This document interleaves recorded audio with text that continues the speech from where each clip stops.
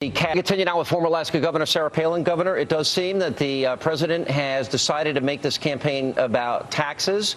We're going to have two of the back-to-back largest tax increases in American history with Obamacare, followed by the expiration of the Bush tax cuts for a million small businesses in the country.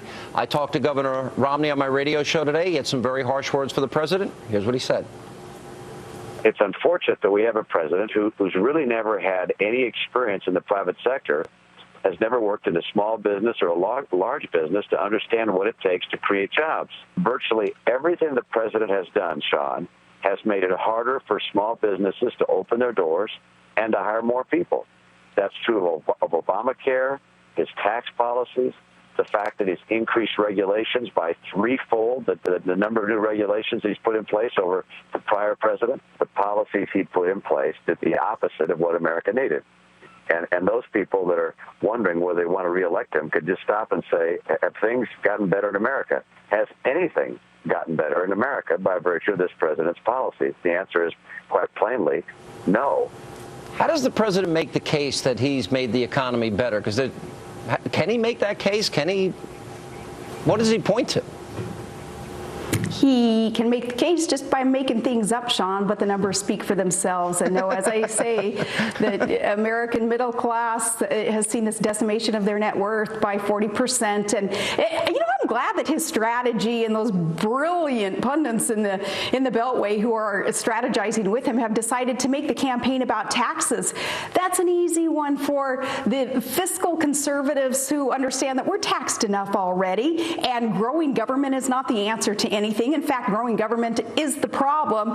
Barack Obama is the leader of what the problem is all about, and that's growing government. But look at how bad things are, Governor. I mean, unemployment in the African American community is over 14%, over 11% in the Hispanic community. Youth African American unemployment 50%. We have a downgrade, the first time in American history. Federal spending of GDP, deficit, debt is the highest since World War II, the highest. Home ownership now is the lowest since 1965. Government dependency, the highest now in American history, and fewer people paying taxes than we've ever had in history. So it seems that on every measure, and $5 trillion in debt, the president can't run on that. So the question is, what would be the best message for Governor Romney to bring out to say, I will do A, B, C, and D, and this will fix the economy and get it on the right path? What messaging would you advise him to take on?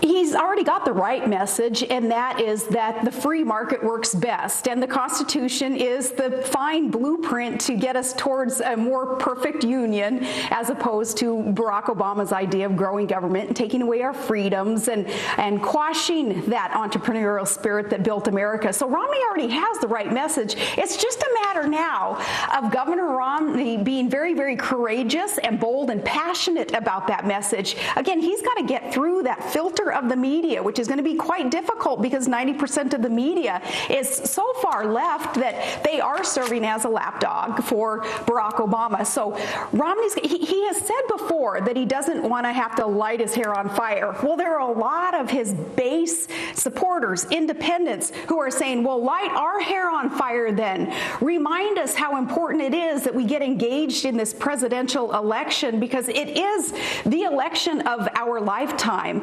And we saw in the 2010 electoral victory, and we saw in the Wisconsin recall victory, where the right was victorious there, that the base, the independents, the Tea Party patriots need to be energized and get out to vote. Otherwise, the right is not going to be able to get in there into the White House and reverse the course that Barack Obama has put us on towards bankruptcy and insolvency. All right, last question, Governor. And 4 years ago, you were selected, and you didn't know you were going to be selected. You were telling me until, 4 days until you were. You didn't know you were even being vetted 4 days prior, which is a pretty amazing story.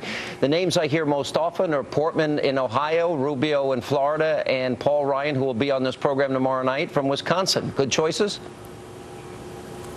They're all good choices. They are. And I think that Governor Romney will probably play it safe, relatively speaking, in terms of finding someone who is a known commodity so that the media doesn't do what the media did to me and making things up and kind of thrashing somebody's reputation and record in order to distract from what the election really was supposed to be about. So those are good names. There are other great names out there being batted around, and I look forward to seeing who that one is who can assist Governor Romney in moving forward. All right, as we get closer, we'll bring you back, Governor, and we'll ask you what advice you have for that person as you live through that whirlwind, and we appreciate you being with us.